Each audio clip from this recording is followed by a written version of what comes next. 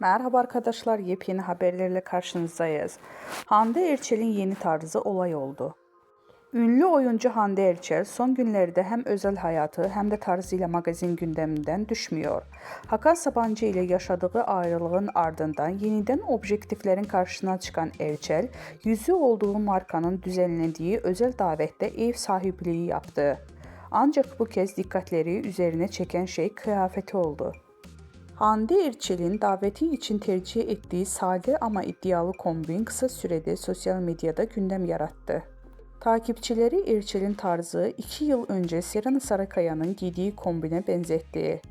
Kimi kullanıcılar ilham almak normal derken kimileri tam kopyalamış ifadelerini kullandı. İki ünlünün ismi stil benzerdiği magazin sayfasında da geniş yankı bulundu.